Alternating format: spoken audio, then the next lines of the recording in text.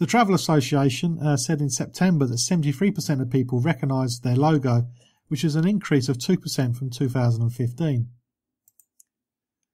The Civil Aviation Authority, or CAA, reported that the number of atoll-protected bookings rose for the fourth consecutive year in 2015 to 16, with 25.2 million holidaymakers protected by the atoll scheme, which is up from 23.8 million the year before. The CAA runs a nationwide Pack Peace of Mind campaign during peak booking periods to raise awareness of the benefits of having an atoll. According to an independent YouGov poll for foreign currency provider called First Rate, almost three-quarters of respondents, 72%, think atoll protection is important. The poll also found that atoll is a priority for 79% of those aged 55 or over, while only 50% of those aged between 18 and 24 agree that holiday protection is important. I go on and on about consumer protection near enough every week, definitely every month. Are you one of the people who insist on having protection when you book a holiday, or do you look for the cheapest possible way of booking it? And if you look for the cheapest possible way, are you fully aware of what could go wrong and how expensive it can be to put it right? Listen to the show regularly, you should all know that. And you also know that it's very rare that I book a package with an atoll protection because I know the risks. But anyway, what are your thoughts on consumer protection? Please share them with me at facebook.com/John Guinn Travel Show. Back in my conversation with Brian about Chicago, I mentioned Airbnb, and it turns out that Brits are reluctant to check out the accommodation provider. And this is according to the World Travel Market Industry Report for 2016. When asked about their use of the poster child for the so-called sharing economy, only 12% of British holidaymakers said that they had used Airbnb.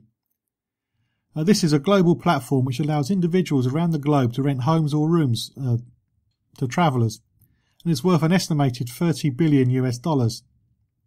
In September, it raised $555 million, with Google's dedicated investment arm taking a stake. It is widely seen as a disruptor, prompting not only global hotel chains to rethink their business model, but also driving a change in how online travel agencies market their accommodation inventory. The relatively low take-up by Brits comes as a surprise in light of the brand's profile, although last year's World Travel Market Industry Report found that only 3% of British holidaymakers used Airbnb. This increase on what's been found this year suggests that Airbnb's marketing initiatives in the UK are starting to raise awareness. Looking ahead, the report found that less than 1 in 5 of those who hadn't yet used Airbnb would consider doing so in future, with 3 in 10 saying they had no intention of using the platform, and 48% were undecided. Repeat use might also be a concern. Of the 12% who did use Airbnb, only 60% said they would do so again. The global travel industry is divided on whether the wider sharing economy is having an effect on its business, with 47% of trade respondents saying that their business was unaffected by the trend. Of those that were seen an impact, 32% said it was negative and 21% said it was positive. Compared to 2015, the sharing economy has grown in influence. Last year, the percentage of industry respondents unaffected was 58%. However, last year's sample was less enthusiastic, with only 16% talking in terms of a positive effect, while the negative effect was felt by 26%.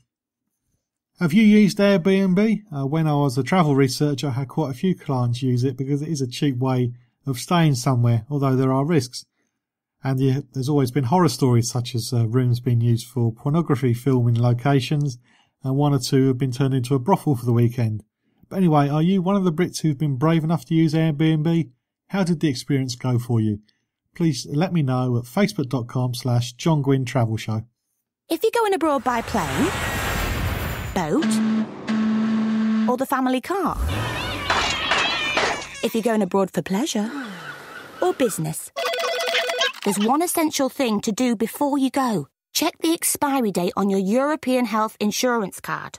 You can renew it up to 6 months before it expires. Visit nhs.uk/healthcare abroad or call 0845 606 2030. Bon voyage! Checking it out before you check in on the John Guinn Travel Show on ukhealthradio.com.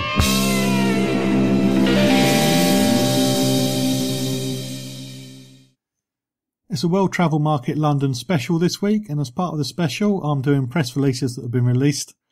And this one is over half of parents would take kids out of school to go on a family holiday.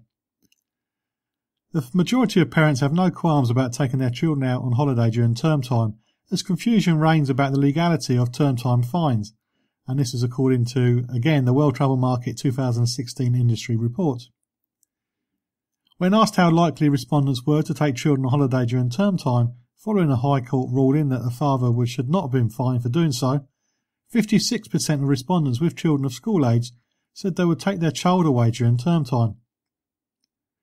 The rest were split equally between not at all likely and not very likely to take their kids out of school for a family holiday. In 2013, the UK government introduced fines of £60 per pupil, doubling to £120 if not paid within 3 weeks, and for parents of state schools in England who take their children out of school for anything other than exceptional circumstances. The government argues that taking children out for significant periods of time affects their ability to learn and is disruptive both for them and their classmates. According to most recent figures, 50,414 fines were issued to parents in the academic year 2014-15, generating a massive £3 million. One dad, John Platt, refused to pay a fine issued by the Isle of Wight Education Authority and was taken to court. After the court found in Mr. Platt's favour, the Education Authority took the case to the High Court, which upheld the original ruling, saying a parent could take a child out of school for a holiday if they had a good attendance record. Immediately after, there was a surge in bookings and searches for term time family holidays. Online travel agency, OTA, called sunshine.co.uk, saw bookings for family holidays during term time dates increase 88% straight after the High Court victory, with searches for holidays during school term up 92%. Most of the confirmed bookings were for the first week of July or last week of September. Bookings and searches for holidays during school summer break fell by 32 and 45% respectively. Cheap Flights reported searches for term time travel to family destinations such as Lanzarote, Malaga, Gran Canaria and Florida leapt by 50% after the ruling, while searches to the same destinations during the traditional holiday periods dropped by 20%. According to Cheap Flights, families can save up to 45% travelling during term time. For example, flights to Tenerife in September 2016 were listed on the website at £204, and in August they were £374. The battle is not yet over. The Isle of Wight Education Authority, backed by the Department for Education, has been given leave to appeal John Platt's case at the Supreme Court. In the meantime, several councils in England, including Trafford, Dudley, Wakefield, Portsmouth, Devon, Warwickshire, Sandwell, Derby and South Gloucestershire, have dropped legal proceedings against parents, while others, including Bury, Derby, Southwark, Oldham, Cornwall, Dorset and Lambeth, have decided not to issue fines until the legal situation is clarified once and for all. Another 40 or so councils haven't changed their procedures, meaning parents in those areas will still be issued with a penalty notice. Parents who refuse to pay face prosecution and a maximum £2,500 fine or up to 3 months in prison. Meanwhile, in October, Stephen Gorard, Professor of Education at Durham University, said there was too little detailed evidence to prove the government's assertion that taking children out for an occasional family holiday damages their schoolwork. I don't have kids, so it's not affecting me, but what about you? Have you taken your child or children out of school term time for a holiday to save a few quid? As I said, I don't have kids, so I'm quite happy that the kids can't go away during term time because it means it's quieter for me. But what about you? Please share your views on school term time holidays at facebook.com/John Guinn Travel Show. Hey Dave, it's your round, mate. Yeah, my throat's drier than the Gobi Desert. All right. Beers all round, yeah? OK, which one of you jokers has got my wallet? Well, I haven't got it. God, he'll do anything to save a few quid. Yeah, that's right. He's always had short arms and long pockets. Seriously, guys, someone's nicked it from my bag.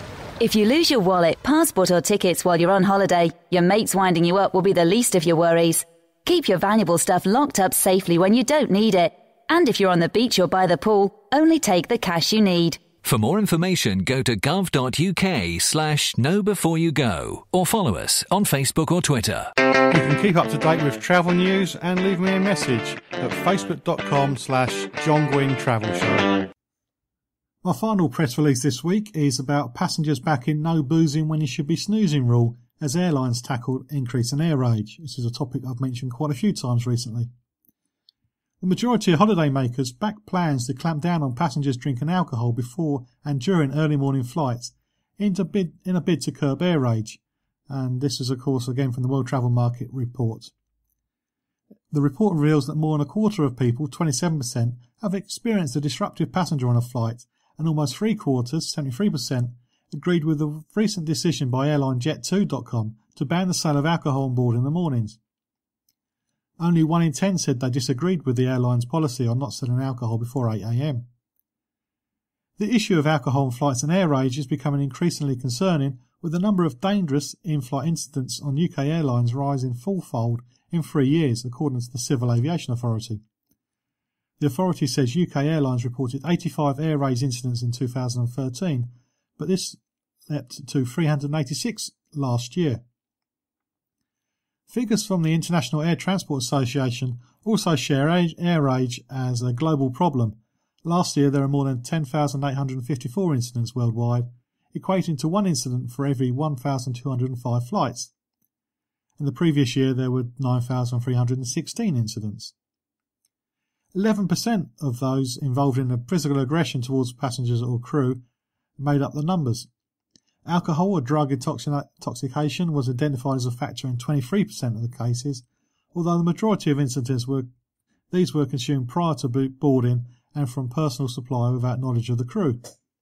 Cabin crew have also had enough. In an article for The Independent in September, UK travel journalist Simon Calder said that cabin crew will now add nightclub bouncer to the list of roles that they're expected to carry out in the skies. I've been lucky. I've not experienced any disruption by a drunk passenger or just somebody who's been a bit of a pain. But what about you? It's getting more and more common. Maybe you've been affected by it in some way. Maybe you've had your flight diverted because of it.